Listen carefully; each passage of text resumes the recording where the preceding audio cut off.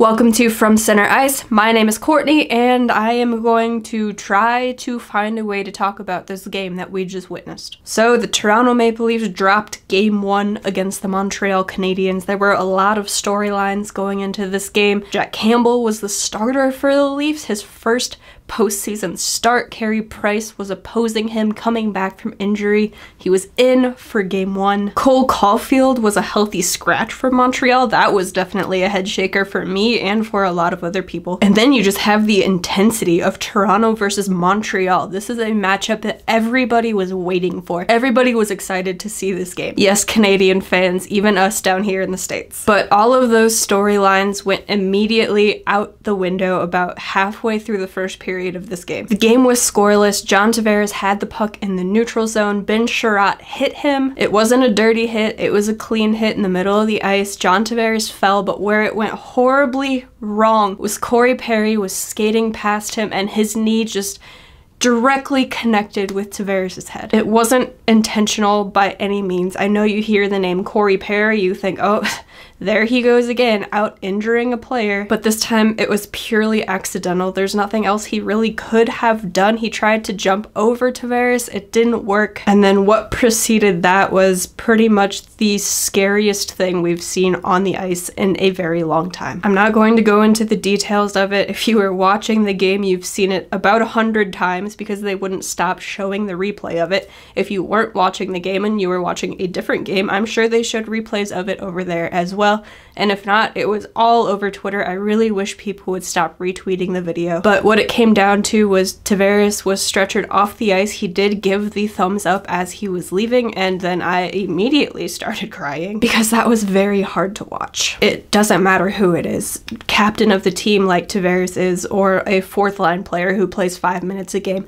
You never want to see anybody injured like that. And then you just have to think about their families tuning in, watching this game, Game 1 of a super exciting matchup. Toronto and Montreal, two original 6 teams finally meeting again in the playoffs after so many years. And then to watch that go down on the ice, it was like it just sucked all of the air out of the arena. I don't know how the Maple Leafs came back and played again after that. I mean, they're hockey players, that's what they do, I guess. But all I can really say now is I hope that Tavares is doing well. He was transported to the hospital. I haven't heard any further updates as of recording this. It's immediately after the game has ended, so there could be something that drops in the next 5 or 10 minutes and I won't see it. There was a tweet going around that he was stable at the hospital, but again, I don't really know. All we can do is hope for the best. That was an extremely scary situation. And how about if you're watching this, just text the people that you love right now and tell them that you love them. Oh, actually, I just looked down at my phone and Chris Johnston tweeted out that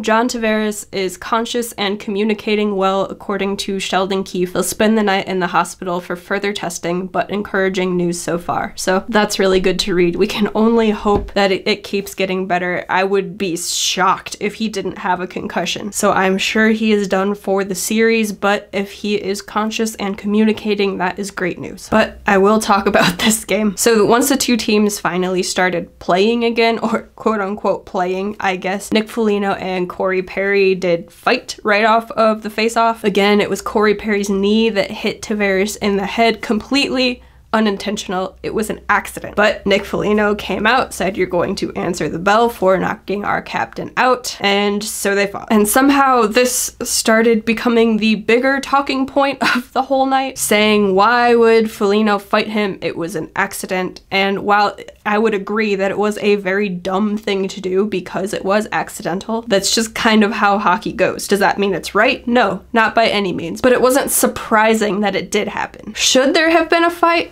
No, but you know what Foligno was trying to do there. You know the message he was trying to send. It's just an unfortunate situation all around. But, you know, once a guy goes out with a head injury, maybe don't immediately fight and start punching each other in the head. It's just a very weird situation. It's all very wrong. You don't ever want to see injuries, and fighting is one of those things where there could be an injury because you have two grown-ass men punching each other in the face.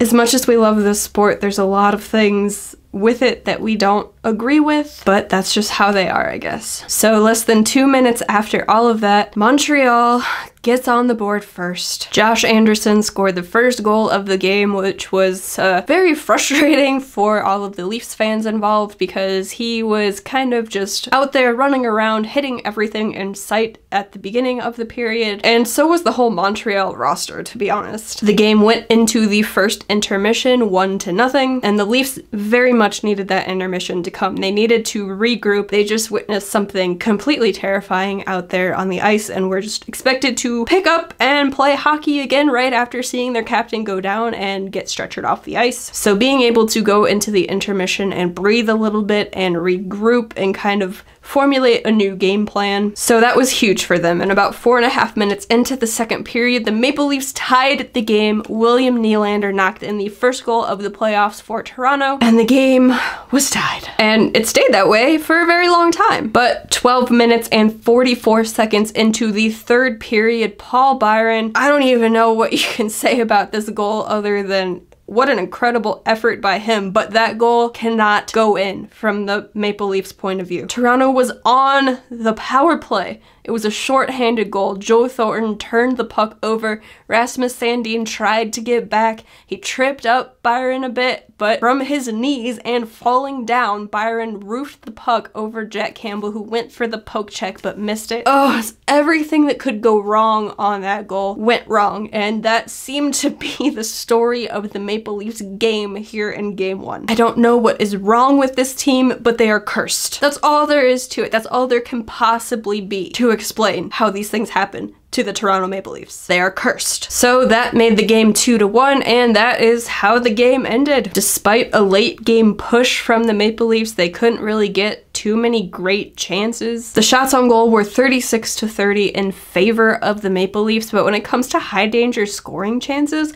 I feel like that possibly went in the Canadiens' favor. The Leafs just simply did not play well enough. But now that we've gone over the scoring, let's go over the 3 questions I had for this game. Question number 1. Can the Leafs get settled in early and dictate the pace? Absolutely not. I mentioned it earlier, but Montreal came out flying. They were hitting everything in sight, and it looked dangerous. It felt like something bad was going to happen, and something bad did happen. But in doing so, they took the Leafs completely off of their game. The Leafs couldn't really get any offensive zone time really set up, and they weren't getting that many great chances. They were getting shots toward the net. Again, they had 36 once the game was over. But I'd say they made Carey Price's night pretty easy. He did come out with one fantastic save on Mitch Marner. But other than that, he just had to kind of be there. From the Canadiens' point of view and from Carey Price's point of view, this was an ideal game for him to get into and get into that playoff mode, especially coming off of an injury. And that is not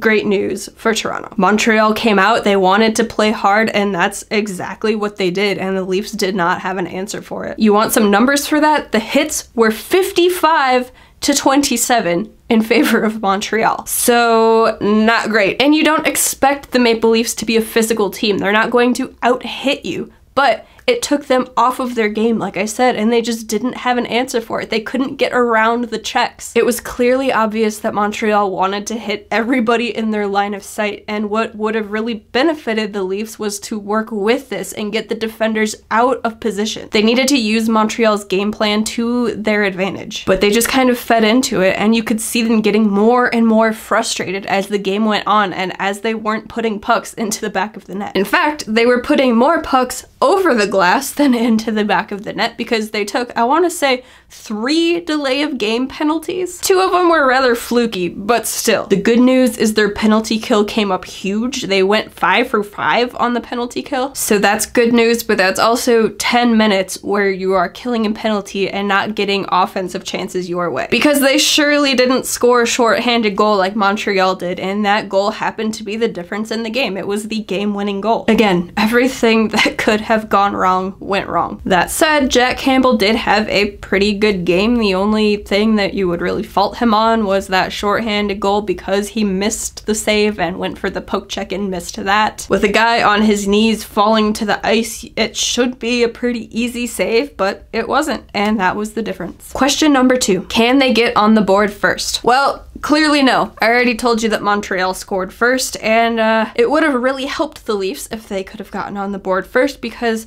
Montreal came out with all of that energy, and getting that first goal just fed into that and gave them more energy and allowed them to control the game even more than they were. Question number 3. Will the power play get back on track? Nope. The first power play that they had in this game looked pretty good. They were sending a lot of pucks toward the net. Austin Matthews was sending absolute bombs toward Carey Price, but everything was going high and wide. Their accuracy was completely off. They had 4 power plays in this game and they went 0 for 4. And a lot of them looked very bad. That first one was fairly good, but the rest of them?